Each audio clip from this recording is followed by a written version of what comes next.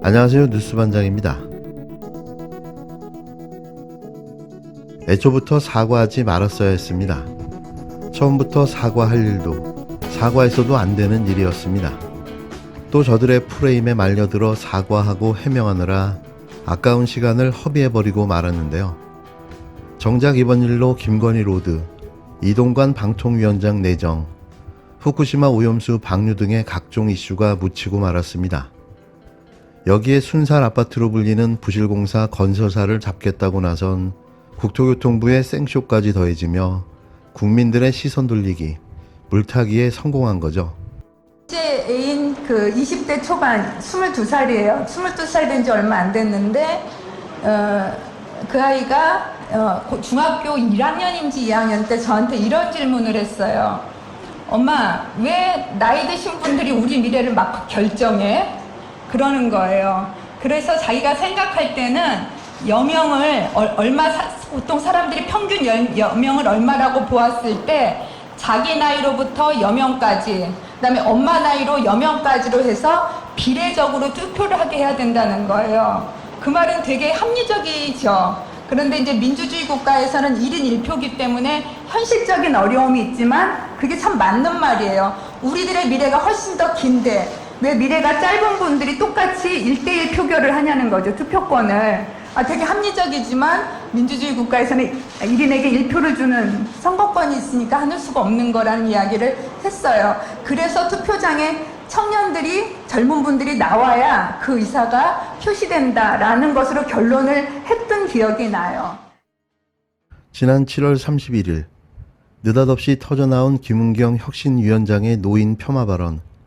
발언의 내용을 들어보면 누구라도 의도적이고 고의적으로 발언의 취지를 왜곡하고 더 나아가 허위 가짜뉴스로 어거지 논란을 만들어낸 것으로 보여지는데요.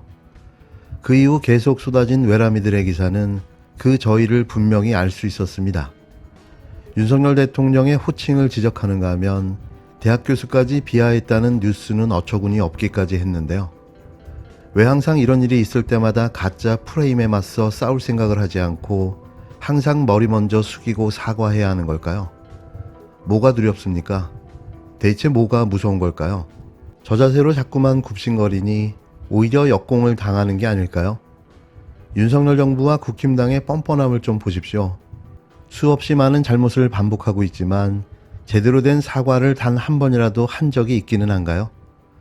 그렇다고 후한무치함을 닮으라는 이야기가 아닙니다. 적어도 옳은 일에 대해서는 끝까지 싸우라는 이야기입니다. 이게 비판을 받아야 할 발언이었을까요?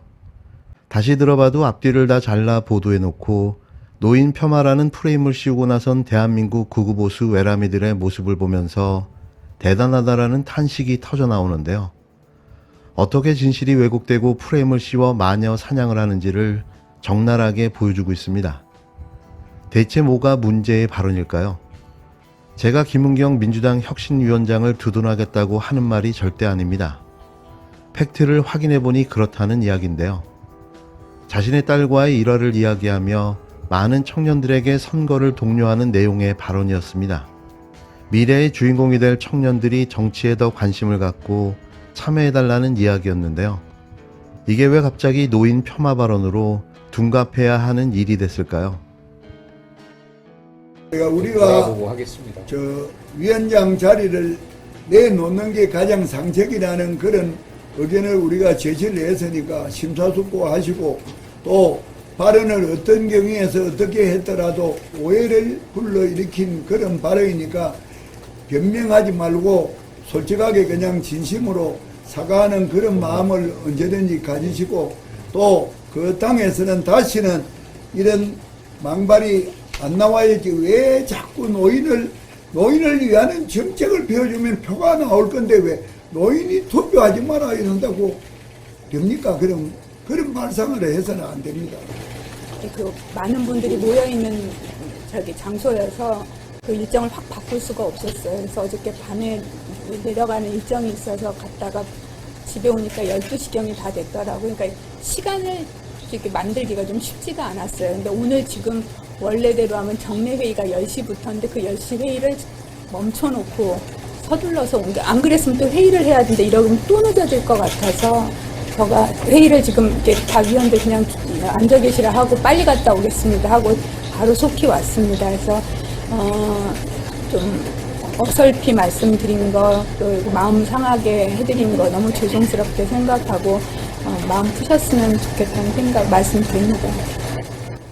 그래, 내가 지금 온 국민이 분노를 하고 노인들이 난리가 아니니까 우리나라 1000만 노인을 대표해가지고 본인을 보고 내가 막 꼴대기로 하나 때리고 이래야 우리 노인들이 분이 불릴 것 같으니까 내가 손찌검을 하면은 또 안 되니까 내가 요 사진이라도 내가 뺨을 한 대 때리겠습니다.